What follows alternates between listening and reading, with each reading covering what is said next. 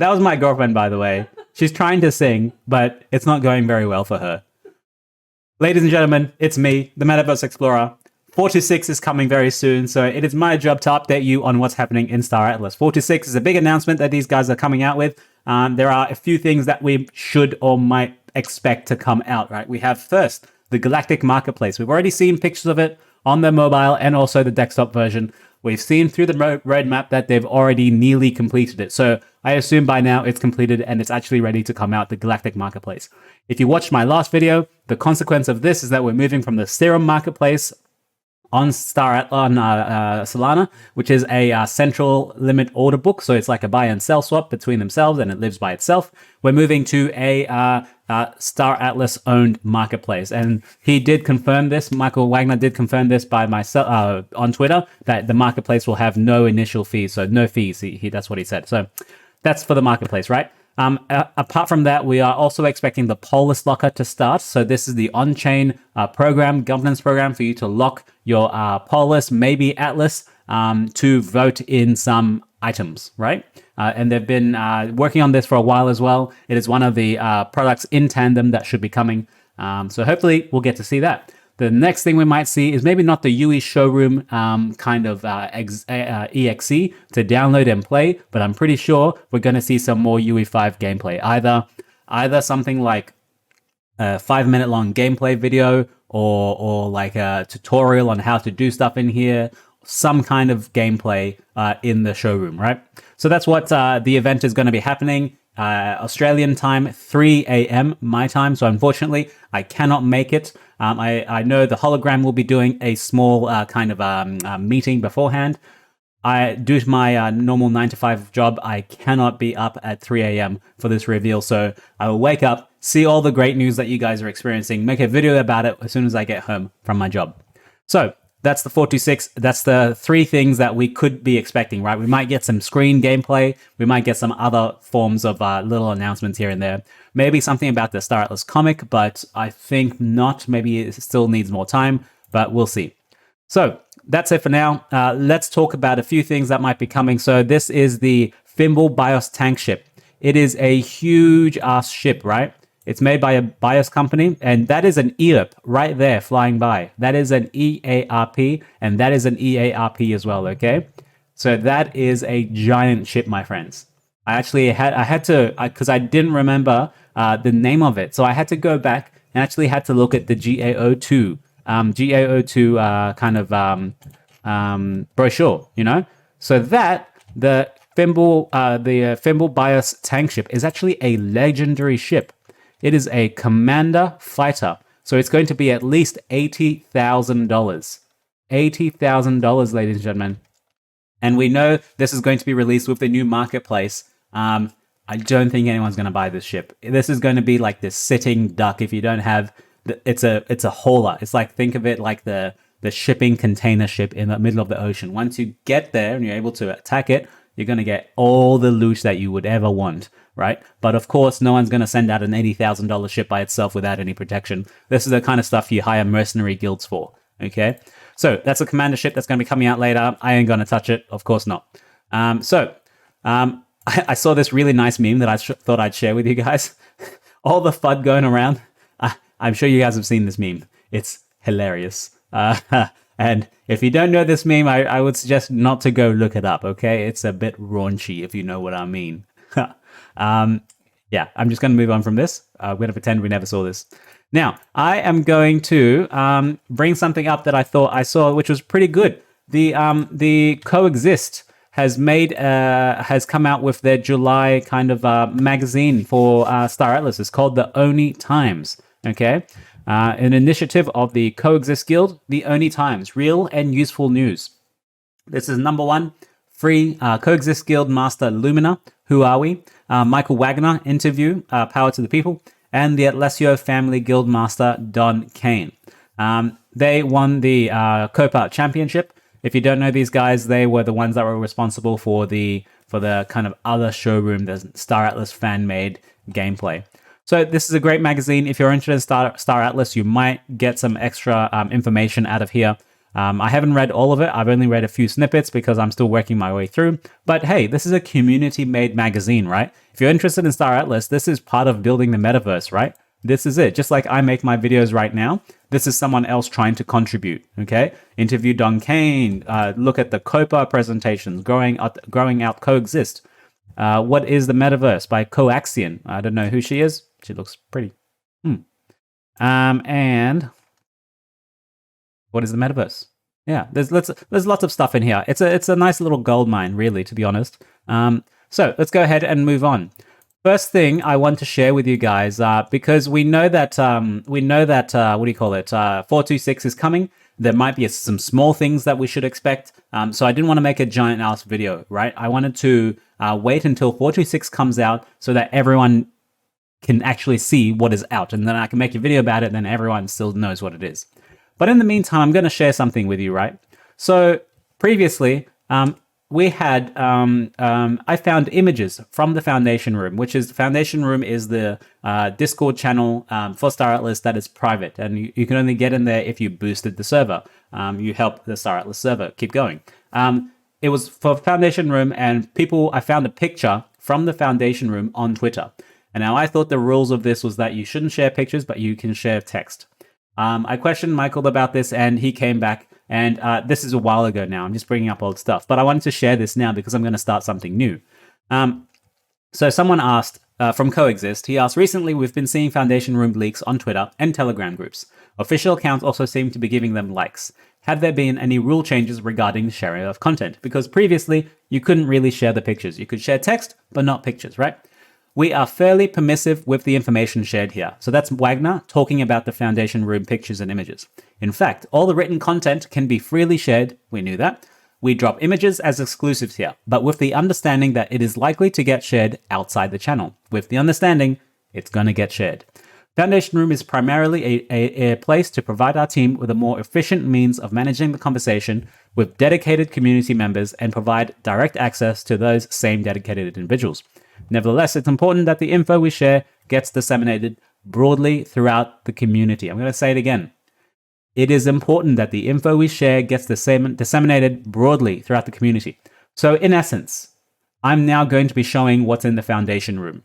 Okay, that is exactly what Michael Wagner is telling me to do. He's saying it is important that the information they share in the Foundation Room gets disseminated broadly throughout the community. This is me broadly sharing information outside. Okay, so now I'm going to be posting Foundation Room pictures. I'm going to be posting Foundation Room text, anything in the Foundation Room, because they have an expectation that it's going to be shared out. I actually would not be helping Star Atlas if I don't share out this information, right? Right? You can argue that. So the first thing I'm going to show you guys is the gray boxing of all the ships. Okay, this is pretty good news. So it means that a lot of the ships have already gone through the gray boxing phase. I'm not a designer, but first off, you have think about it like sculpting, right? You have a giant block, and then you slowly chip away at it. You make the textures, you make the general look and feel of it, which is what this is. This is called the gray boxing. After that, you make more finer detail, and then you color it in, and then you make it glossy, then you make it fly, and then you make it move, right? So this is what we're going to be looking at now. We're going to go through all the ships, right? From left to right, and then on the top as well, right? That looks like a little beetle or something. Okay, this, top left, do you know what that is? That is the Rainbow Ohm. That is my block of cheese. Not my one specifically, but it's everyone's block of cheese. After that, I think that's the Calico Hero? Calico Hero? Calico Hero. Yeah, I think so. Either that or the Evac, or the Calico Evac. I think it's actually the Evac, to be honest. After that, we have the Visus Ambue, Visus Opod. This is the first ship ever released by these guys, right? We have the Fimblebios Packlight, and this looks like maybe a bigger ship, like the Capital Hero, perhaps. That is the Rainbow Chi. Now, just look at the simplicity of the Rainbow Chi and the Fimble Ohm compared to all the other ships. This is what attracted me to the Rainbow series, right? The simplicity. Oh, you can't even see it in there. How am I going to bring this up? There. Oh, it's just at the top, if you can see it. That's the Rainbow Chi. That's the Chi. That's the Tufa Feist. It's quite a small ship. I would think a Chi and a Feist would be around about the same, yeah. And you can actually see the Visa's arm weight is a little bit smaller than the Chi, around about the same size as a Tufa Feist. And then we have, I think that's the Thimble Bios Eop, because that's what it looks like, right? The Thimble Bios Eop with the guns in the front, and it just looks like cobbled together. And then we have, I think, the PSX5. PSX5 or PSX6? No, it's not the X6, it's the S5. Yeah. And unfortunately, we have one right on the bottom here, but it's actually cut off. You can't really see what it is, but it looks like some kind of Ogrica ship. Maybe the Ogrica Mick. Not sure. And then we have these really, really small ships, okay? So that is definitely the Thimble Lobi, because it looks like a car. And that is the new ship that just got released not long ago. I forget what it's called. Not the Unibomber. It's the Visa's Solo, I think it was. It looks like a Beetle.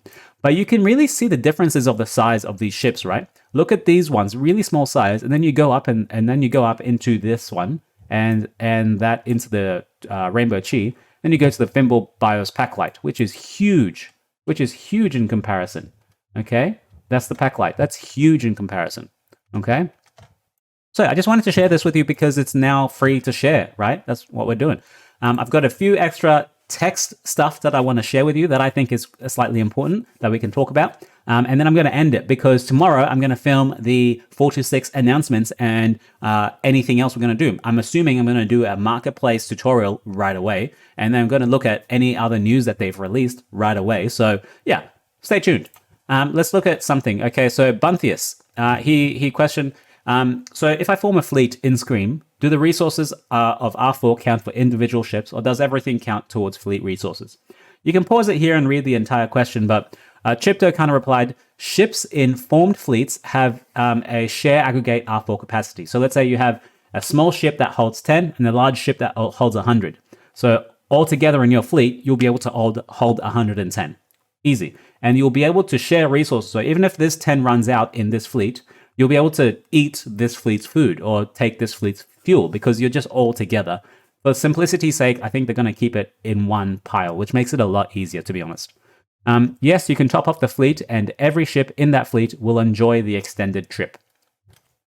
I think that's easy. Like, it's too much micromanaging at this stage. Too much micromanaging and say, oh, this ship has 9 resources, but this one has 20.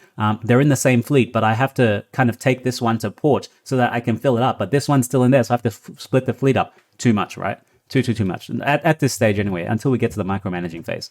So someone asked a question, and Michael Wagner replied, and he said, well, they haven't started planning around it yet, but there are another 75 ship models that are currently in the pipeline that will be sold after this year's GAO 2. That is still a lot of ships to come out, ladies and gentlemen. They are going to sit on the market for a long time until people come and buy those ships.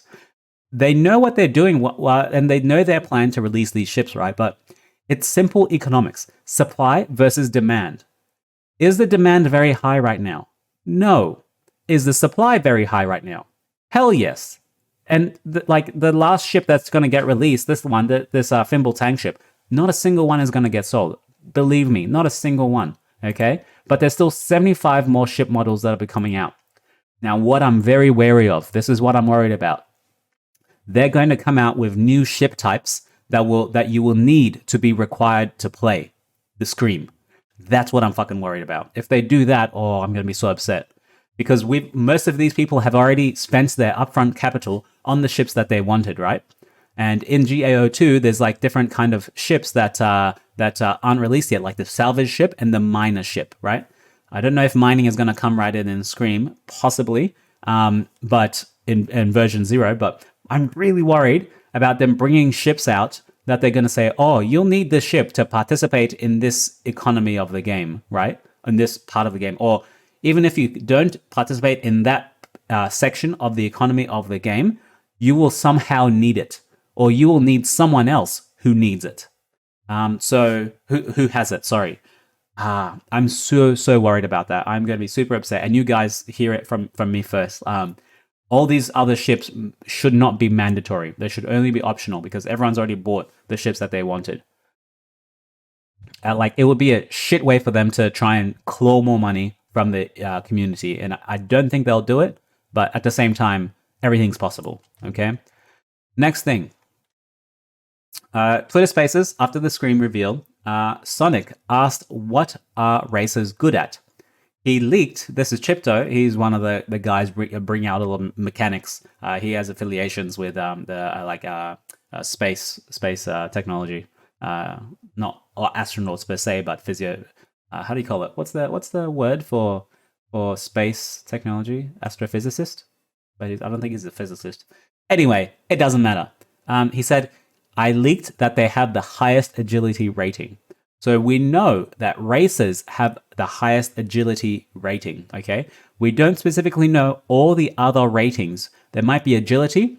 There might be something similar to firepower that we calculated from Aephian by ourselves here.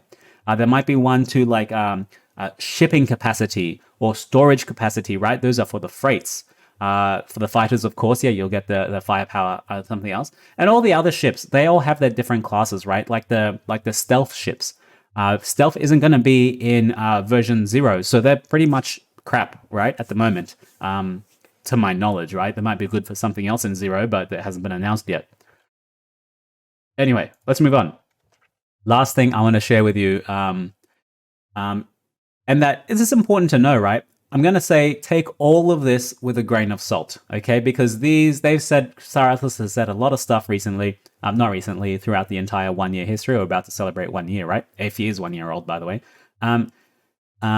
They've said a lot of stuff, and it's all in process of development, okay? They can change it very easily if they hit a roadblock. So all of this stuff I'm going to share with you, please, please, please, take it with a grain of salt, okay? It's not in, just because one person said it here doesn't mean it's in the game, okay? The game is in development now. So, Chipto said, if you put your fleets to defend in a starbase, and remember, we know starbases are the individual kind of strongholds in a sector, to defend the starbase while you're sleeping, and someone comes to attack that starbase, then yeah, they will defend the starbase. Your ship will defend the starbase. If the starbase gets destroyed, then your fleet puts up a valiant effort, but they will die and they will need to respawn at a different starbase without their cargo. And of course, you'll need to get toolkits to get repaired, okay? So that opens up a couple of possibilities, right, in the gameplay. We can have an entire guild park their entire assets, like overnight, in a starbase to keep that starbase safe, until someone who with another guild with way more assets than them can come and take them out. Otherwise, these guys are going to go to sleep, wake up in the morning, and still be there.